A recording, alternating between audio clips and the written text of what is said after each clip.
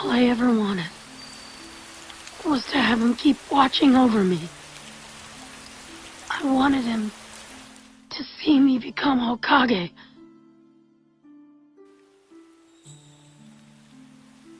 The relationship that Naruto and Jiraiya had was quite a special one.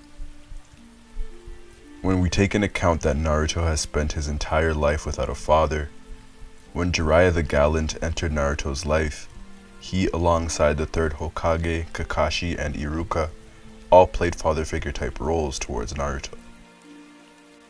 I would personally consider Iruka and Kakashi as older brothers, but the impact that Jiraiya would have on Naruto was quite unique, and the one that was, in my opinion, the most father-like. A relationship that began with Naruto's parents, Jiraiya was a mentor to many people. A mentor to the trio in the rain we know as Konan, Yahiko, and Nagato, as well as mentor to Minato and Kushina, Naruto's parents. Jiraiya was Naruto's godfather and the one who would give Naruto his name.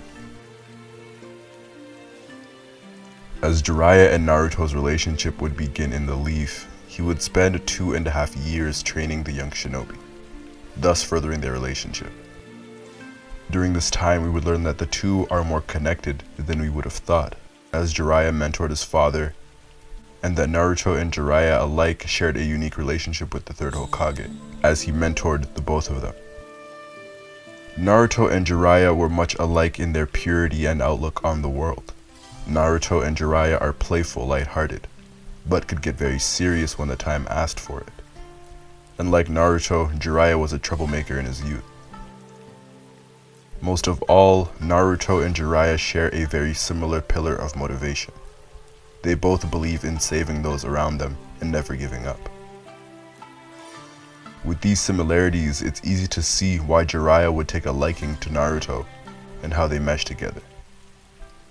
On top of that, Jiraiya knew that he was Minato's son, and he would later appoint Naruto as the chosen one, and so he would put all his time and his effort into making sure that his mind and his ability could stop wars if he needed to.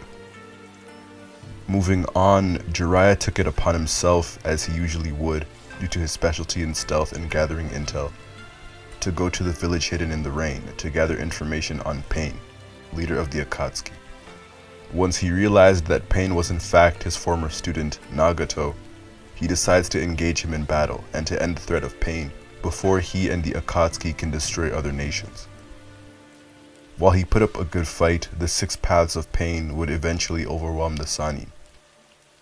As he started fading, his mind would begin to think of his student Naruto, and their philosophy of never giving up.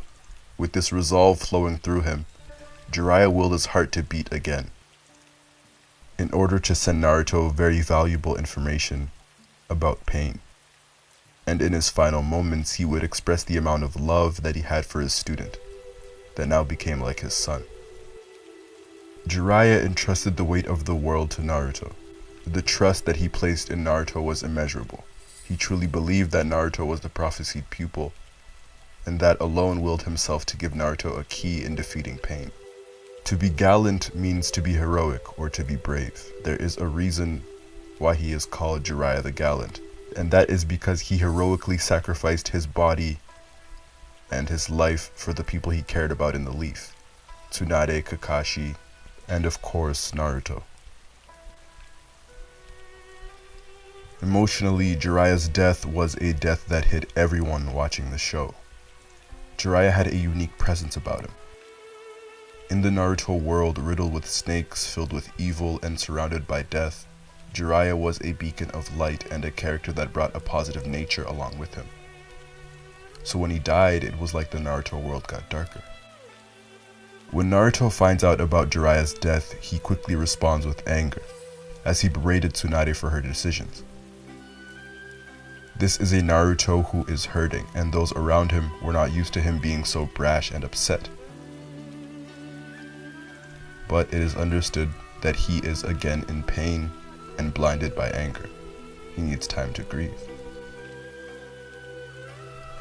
The most heartbreaking thing about Naruto's reaction to Jiraiya's death was the slow realization that Jiraiya is indeed dead. And as they show all the memories they had together, it really sinks in that they spent 2.5 years together, with no one else but the two of them. And so when he is shown sitting alone on that bench, we see Naruto holding a popsicle, a symbol that represents the bond that he and Jiraiya had. And that really allows for the truth of the matter at hand to settle. He and Jiraiya used to share popsicles after training, like they did in one of their last moments together. And now, once again, Naruto is alone. No Sasuke, no Kakashi, no Sakura. And Jiraiya is dead. Because of the relationship that he and Jiraiya had, this was a different feeling for him. Naruto states that he wanted nothing more for Jiraiya to see him at his very best and at his peak, to see him become Hokage. And instead, he felt like all of the times that Naruto and Jiraiya were together, he only saw Naruto's faults. We all know Naruto to be the fun-loving knucklehead ninja, who even at his lowest moments can manage a smile. But when the shot focuses on Naruto with tears streaming down his face, it's so foreign to us. It was a Naruto who was trying so hard to hold everything together, to hold everything in, just like Jiraiya would have liked him to. And he tried until he couldn't. This was a Naruto who was truly broken, which illustrates the impact Jiraiya had on Naruto's life. Iruka's words and his actions are perfect for the grieving Naruto. He tells Naruto that Jiraiya was always proud of him and always spoke highly of him. He also breaks the half of Naruto's popsicle, which can be looked at in many different ways.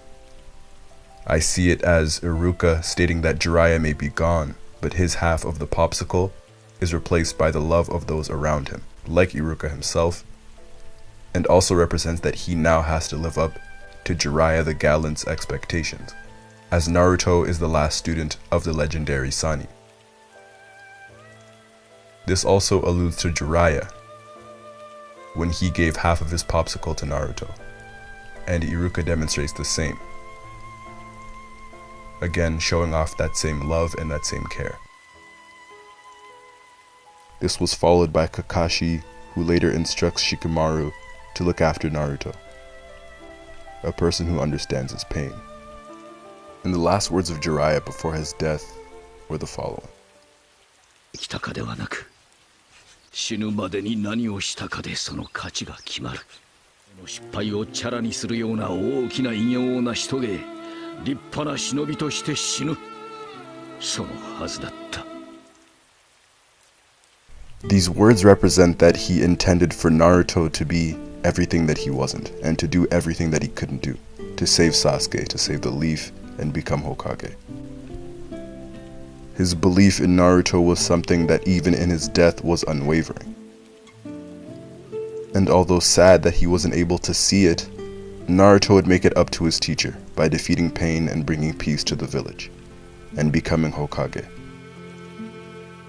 truly honoring Jiraiya's wishes. A shinobi's life is one riddled with death and sacrifice. So as Jiraiya said, a shinobi's life is not measured by the way they live, but what they did before their death that proves their worth. And Jiraiya's dying resolve was worth it. When we first meet Jiraiya, we don't think that he would have such an impact that he would have not only on Naruto but on the show. He says that his life was full of failures. He failed to protect Minato, his student, failed to protect the third Hokage, his mentor, and he wasn't able to save Orochimaru from the darkness. And Tsunade would reject him every single time.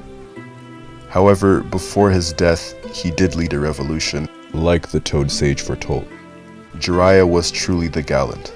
He died sacrificing himself to protect the leaf, to protect Tsunade, and to make way for the one-man revolution, his beloved pupil and child of prophecy, Naruto.